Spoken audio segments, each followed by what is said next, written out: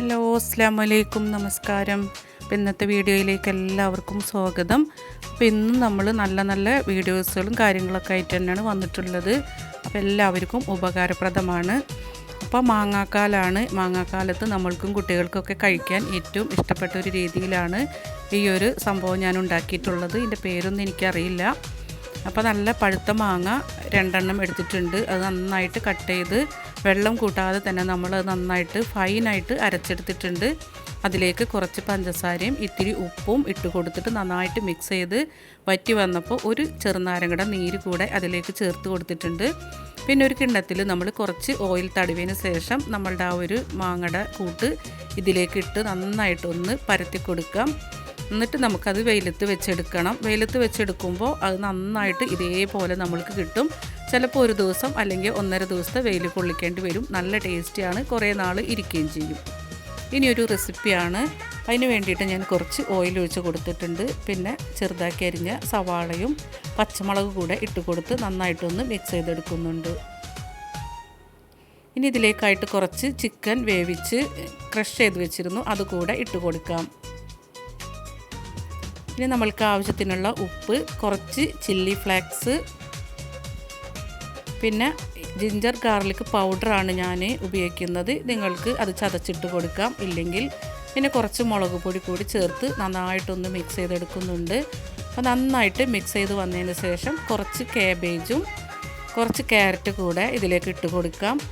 അപ്പോൾ ഇതൊരു ഹെൽത്തി ആയിട്ട് തന്നെ നമ്മൾക്ക് കഴിക്കാം. ഇത് വെളിച്ചെണ്ണയിലും ഒന്നും നമ്മൾ ഫ്രൈ ചെയ്യുന്നതല്ല. നല്ല ഹെൽത്തിയാണ്, നല്ല ടേസ്റ്റിയാണ്.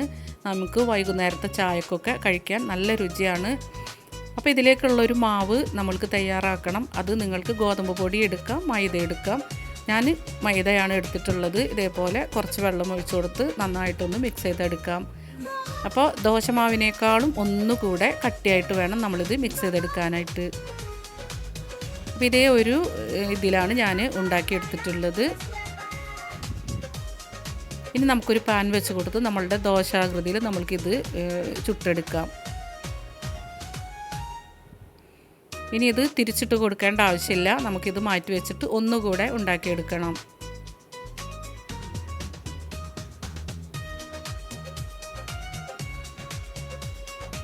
അപ്പോൾ അതും റെഡിയായി വന്നിട്ടുണ്ട്. ഇനി നമ്മളുടെ ഒരു കൂട്ട് ഇതിൻ്റെ മുകളിലായിട്ട് നന്നായിട്ട് നമുക്ക് ഇട്ട് കൊടുത്ത് ഒന്ന് അമർത്തി കൊടുക്കണം. ഇതിൻ്റെ മുകളിലായിട്ട് നന്നായിട്ടൊന്ന് സെറ്റാവാൻ വേണ്ടിയിട്ട്.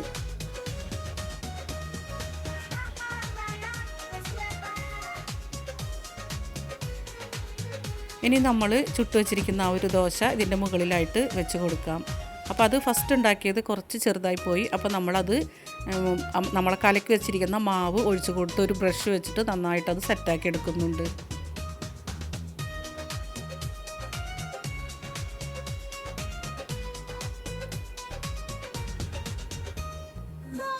അപ്പോൾ അതിൻ്റെ ആ ഒരു ഭാഗം റെഡിയായി വന്നപ്പോൾ നമ്മൾ വേറൊരു പാൻ വെച്ച് കൊടുത്ത് ഒന്നുകൂടെ മറിച്ചിട്ട് കൊടുക്കുന്നുണ്ട്.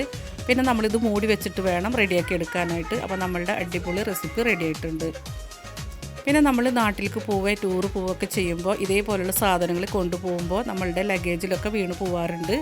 അതെത്ര നമ്മൾ കവറിൽ കെട്ടിയാൽ ആ കവറിലൊക്കെ പോയി കാണാറുണ്ട്. അപ്പോൾ ഈ ഒരു കാര്യം ചെയ്യുകയാണെങ്കിൽ നമ്മൾക്ക് ആ ഒരു ബുദ്ധിമുട്ട് ഒഴിവാക്കാം. നമ്മളുടെ കയ്യിൽ കുറച്ച് ബലൂൺ ഉണ്ടെങ്കിൽ അത് ആ ഒരു സാധനം മതി. ഇതേപോലെ അതിൻ്റെ മുകൾ ഭാഗം കട്ട് ചെയ്തെടുക്കുക. ഇതിൻ്റെ മുകളിലായിട്ട് നമ്മൾക്കിത് ഇട്ട് കൊടുക്കാം. എന്നിട്ട് ആ മുകൾ ഭാഗം കട്ട് ചെയ്തത് അതുകൂടെ നമ്മൾക്ക് ആ ഒരു മൂടിയുടെ ഭാഗത്തായിട്ട് ഇട്ട് കൊടുക്കാം. അപ്പോൾ ഒരു തരി പോലും പുറത്തേക്ക് പോവാതെ നമ്മൾക്ക് എവിടെ വേണമെങ്കിലും നമ്മളുടെ സാധനങ്ങൾ കൊണ്ടുപോകാം. ഉപയോഗിച്ചതിൻ്റെ ബാക്കിയൊക്കെ കൊണ്ടുപോകുമ്പോൾ ഭയങ്കര ബുദ്ധിമുട്ടാണ് നമുക്ക് ലഗേജിലൊക്കെ വീണിട്ട്. അപ്പോൾ ഈ ഒരു കാര്യം ചെയ്ത് കഴിഞ്ഞാൽ നമുക്ക് ലഗേജിലും അതേപോലെ നമ്മളെ സാധനങ്ങളിലൊന്നും വീണ് പോവില്ല.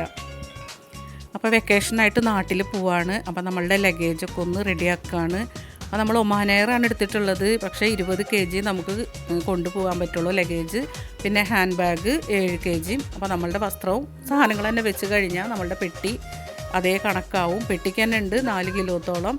അപ്പോൾ ഞാൻ അധികം സാധനങ്ങളൊന്നും വാങ്ങിക്കുന്നില്ല. വീട്ടിലേക്ക് കുറച്ച് പാൽപ്പൊടി, ചായ, അതൊക്കെയാണ് നമുക്ക് ഏറ്റവും കൂടുതൽ ആവശ്യങ്ങൾ. പിന്നെ നമ്മൾ ഉപയോഗിക്കുന്ന സാധനങ്ങളും നമുക്കുണ്ട്. പിന്നെ ചോക്ലേറ്റൊക്കെ ഞാൻ എയർപോർട്ടിൽ നിന്ന് വാങ്ങിക്കാമെന്നുള്ള പ്ലാനിങ് ആണ്.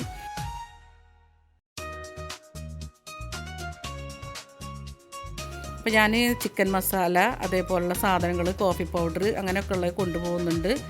പിന്നെ വിക്സ് അതേപോലുള്ള സാധനങ്ങളാണ് നമ്മൾക്ക് ഏറ്റവും അവിടെ കൂടുതൽ ഉപയോഗമുള്ളത്. അപ്പോൾ അതെല്ലാം വാങ്ങിച്ചിട്ടുണ്ട്. കുറച്ച് അത്തിപ്പഴം വാങ്ങിച്ചിട്ടുണ്ട്, കുറച്ച് ഈന്തപ്പഴം വാങ്ങിച്ചിട്ടുണ്ട്. ഇതൊക്കെയാണ് നമ്മൾ പ്രത്യേകമായിട്ട് കൊണ്ടുപോകുന്നത്. പിന്നെ ഒലിവ് ഓയിലും വാങ്ങിച്ചിട്ടുണ്ട്. ഞാൻ ഒലിവ് ഓയിൽ ഒഴിച്ചിട്ടാണ് ഭക്ഷണങ്ങളൊക്കെ ചില സാധനങ്ങളൊക്കെ റെഡിയാക്കി എടുക്കുക. അപ്പോൾ അതിന് വേണ്ടിയിട്ടാണ് ഒലിവ് ഓയിൽ കൊണ്ടുപോകുന്നത്. പിന്നെ ഇതേപോലെ കുറച്ച് ഡ്രസ്സുകൾ കൂടി ഞാൻ എടുത്തിട്ടുണ്ട്, നമുക്ക് അത്യാവശ്യം ഉപയോഗിക്കാനുള്ളത്. ആദ്യം നമ്മൾക്ക് 30ഉം 7ഒക്കെ കിട്ടിയിരുന്നു. ഇപ്പോൾ ഭയങ്കര സ്ട്രിക്റ്റാണ്. അപ്പോൾ അതുകൊണ്ട് നമുക്ക് 1 കിലോ പോലും കൂടുതൽ കൊണ്ടുപോകാൻ പറ്റില്ല.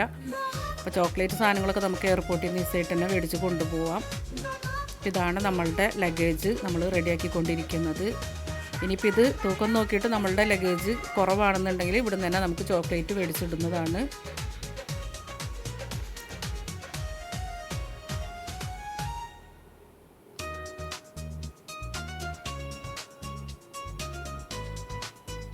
അപ്പോൾ ലഗേജൊക്കെ കെട്ടിക്കഴിഞ്ഞു. അപ്പോൾ നമ്മളുടെ സഹായിക്കാൻ വരുന്ന കുറച്ച് ആൾക്കാർ കൂടെ ഇവിടെ ഉണ്ട്.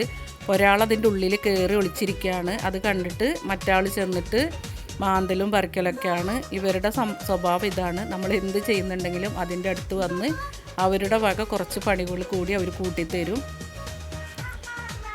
പക്ഷെ ഭയങ്കര സന്തോഷമാണ് അവരുടെ ആ കാര്യങ്ങൾ കാണുമ്പോൾ. ഇനി നമ്മളുടെ വീട്ടിലും പരിസരത്തൊന്നും പെരിച്ചാഴി എലി എന്ന് പറയുന്ന സാധനം ഉണ്ടാവില്ല. ഇത് നമ്മൾക്ക് ഉപയോഗിച്ചിട്ട് നല്ല യൂസ്ഫുള്ളായിട്ടുള്ളതാണ്. നമ്മളുടെ വീടൊക്കെ പൂട്ടിക്കെടുക്കുന്നത് കൊണ്ട് അവരുടെ ശല്യം ഭയങ്കര കൂടുതലാണ്. അപ്പോൾ ഈ ഒരു ട്രിക്ക് ചെയ്തപ്പോൾ നമ്മളുടെ പറമ്പിൽ നിന്ന് പെരിച്ചാഴിയും അതേപോലെ തന്നെ എലിയൊക്കെ പോയി കിട്ടി. ആ ഭാഗത്തൊന്നും വരുന്നില്ല. അപ്പോൾ അതിന് നമുക്ക് വേണ്ടത് ഒരു തക്കാളിയും കുറച്ച് മെഴുകുതിരിയാണ്. അപ്പോൾ ആ മെഴുകുതിരി ഒന്ന് ചൂടാക്കി എടുക്കുന്നുണ്ട്. അപ്പോൾ നല്ല പഴുത്ത തക്കാളി തന്നെ എടുത്തിട്ടുള്ളത്. അതൊന്ന് കട്ട് ചെയ്തെടുക്കാം. അതിന് ശേഷം അതിൻ്റെ ആ ഉള്ളിലത്തൊക്കെ ഒന്ന് കളയണം. അതൊന്നും നമുക്ക് ആവശ്യമില്ല. അതൊക്കെ ഒന്ന് കട്ട് ചെയ്ത് മാറ്റാം. അപ്പോൾ കട്ട് ചെയ്ത് മാറ്റിയിട്ട് ഇതേപോലെയാണ് നമ്മൾ എടുത്ത് വെച്ചിട്ടുള്ളത്. ഇനി ഇതിലേക്ക് ഇതേപോലെ ഒഴിച്ച് കൊടുക്കുക. അതിന് ശേഷം നമുക്കിതിലേക്ക് നല്ല എരിവുള്ള മുളക് പൊടി വേണം നമ്മൾ ഇതിലേക്ക് ഇട്ട് കൊടുക്കാനായിട്ട്. ഇതേപോലെ നല്ല എരിവുള്ള മുളക് പൊടി ഇട്ട് നന്നായിട്ടൊന്ന് മിക്സ് ചെയ്യുക. അപ്പോൾ അത് ചൂടുള്ള കാരണം കട്ടിയാവുകയില്ല. അത് നമ്മൾക്കിട്ട് മിക്സ് ചെയ്യാനായിട്ട് എളുപ്പമാണ്. ഇനി ഇതൊന്ന് ചൂടാറാനായിട്ട് നമുക്ക് മാറ്റി വെക്കാം.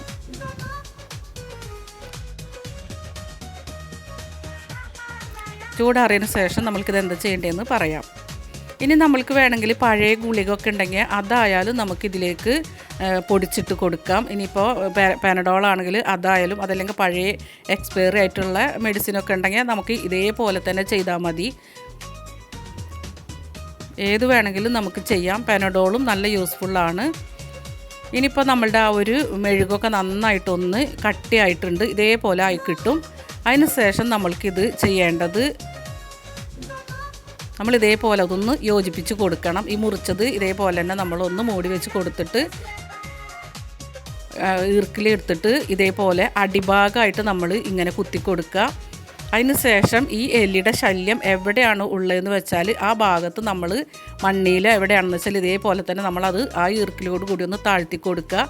അതിന് ശേഷം നമ്മൾ എലി വരുന്ന ഭാഗത്ത് നിന്ന് കഴിഞ്ഞാൽ ആ എലി അപ്പം തന്നെ കഴിച്ചിട്ടുണ്ടെങ്കിൽ അപ്പം തന്നെ അത് അതിൻ്റെ പണി കഴിയും. അതല്ല എന്നുണ്ടെങ്കിൽ പിന്നെ ആ പരിസരത്തേക്ക് വരില്ല. ഉറപ്പായിട്ടും പെരിച്ചാഴിക്കും എലിക്കും ഒരുപോലെ ഉപയോഗിക്കാൻ പറ്റിയൊരു കാര്യമാണ്. നമുക്ക് 100% ബെനിഫിറ്റ് കിട്ടിയതാണ്. അപ്പോൾ നിങ്ങളെല്ലാവരും ഈ ട്രിക്ക് ഒന്ന് ചെയ്തു നോക്കുക.